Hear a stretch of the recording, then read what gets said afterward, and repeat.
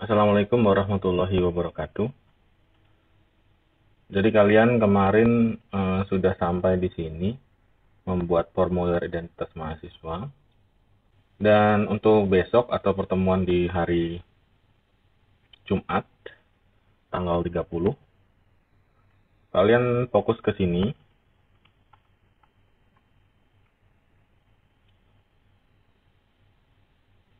Jadi besok kalian pertemuan ketiga. Kalian ikuti apa yang ada di video. Kita membuat operasi aritmatika mulai dari penambahan, pengurangan, perkalian, dan pembagian. Nanti outputnya di print seperti ini. Nah, ini outputnya. Angka pertama tambah angka kedua, angka pertama kurang angka kedua, angka pertama kali angka kedua, dan angka pertama dibagi angka kedua.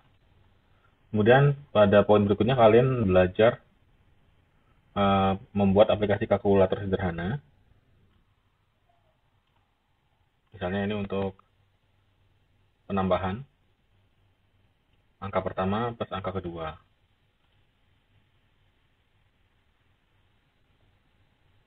Nah, di sini misalkan 100, lalu berikutnya 10. Dia di sini karena data dari input bukan data tipe integer, ini adalah data string, maka ketika dia ditambah, hasilnya menjadi 10.010. Nah, apabila dia datanya integer, dia bisa dilakukan langsung penambahan atau operasi aritmatika. Namun ketika datanya dalam bentuk string, hasilnya akan seperti ini. Misalnya, ini adalah tipe data string. Nama awalnya misalkan adalah Hartono. Kemudian nama akhirnya adalah misalkan saya ulangi juga Hartono. Maka jadinya akan Hartono.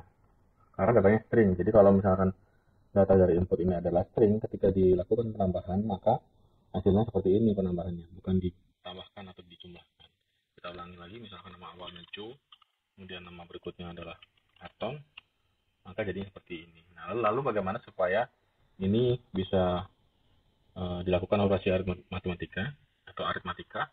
Kita menggunakan sistem konversi. Nah, di sini ada int atau in, fungsinya adalah mengkonversi variabel angka pertama dan angka kedua yang dimasukkan melalui input menjadi data atau variabel jenis integer atau bilangan atau angka. Kita coba ya, misalkan di sini tadi 100 ditambah 10, maka hasilnya 110. Kemudian kita coba lagi 5 ditambah, maaf, ini mungkin error. Kita ulangi ya, tadi saya ada simbol tambahnya 5, enter, kemudian 5, maka hasilnya 10. Jadi yang tadinya dia berupa data string, nah dari sini, angka pertama dan angka kedua merupakan data string, diubah menjadi integer atau angka dengan fungsi int ini. Setelah itu, nah ini kalian bisa pause dulu videonya, kemudian diketik nanti, dan saya ingin ada outputnya. Kemudian untuk data list, ini juga saya pause dulu, saya agar kalian punya kesempatan untuk mempause video, jadi bisa diketik nanti. Kalian akan belajar tipe data list namanya, atau daftar kalau bahasa Indonesia-nya. Tipe data list ini, kita bisa menghimpun beberapa variabel dalam satu variabel, namanya anggota keluarga. Di sini ada variabel jenisnya string. Anggap saja ini adalah nama anggota keluarga. Dan apakah bisa tipe data lain? Bisa. Kita bisa menggunakan integer, kemudian ada list di dalam list. Tetapi untuk di awal, kita menggunakan data ini, data string, di mana ketika kita running, jadinya seperti ini, Rahmat Widodo, Rojali, dan lain-lain.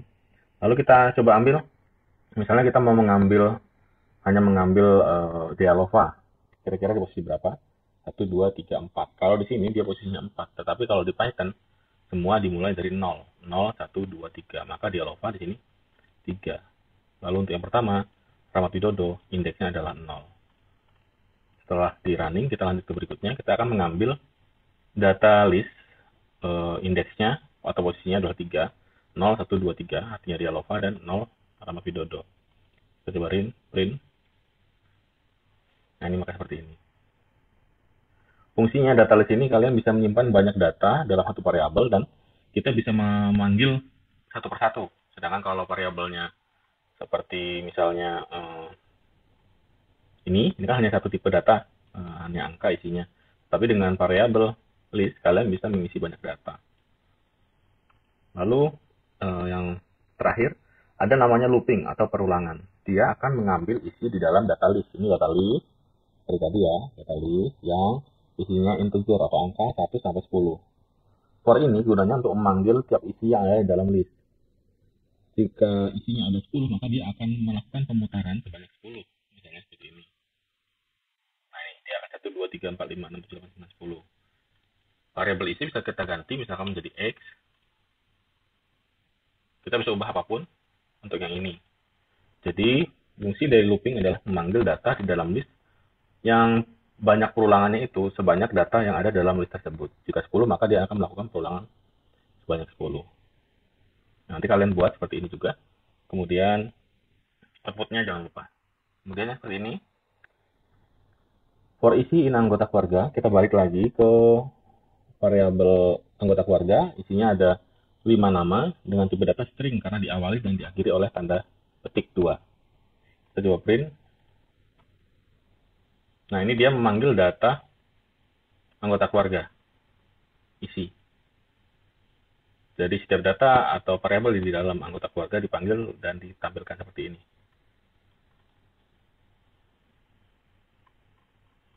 Mungkin untuk pertemuan besok atau hari Jumat tanggal 30, kita fokus ke ini, operasi aritmatika. Silahkan kalian buka Google Colab, bisa menggunakan handphone atau menggunakan laptop di rumah bagi yang punya laptop.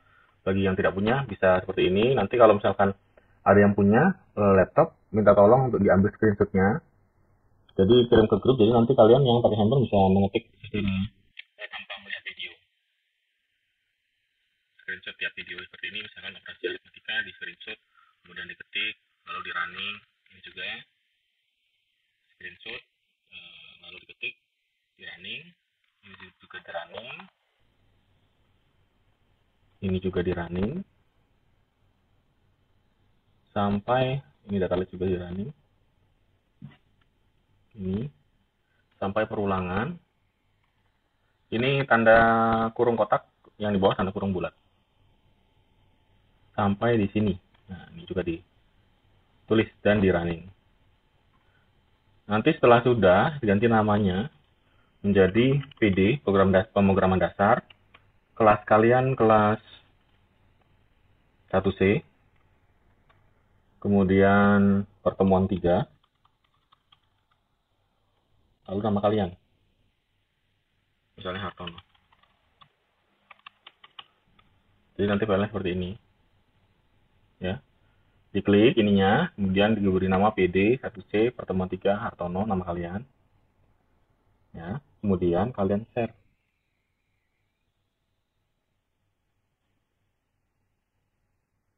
Nah, di sini nanti kalian ketik seperti ini, hartono@umko.ac.id.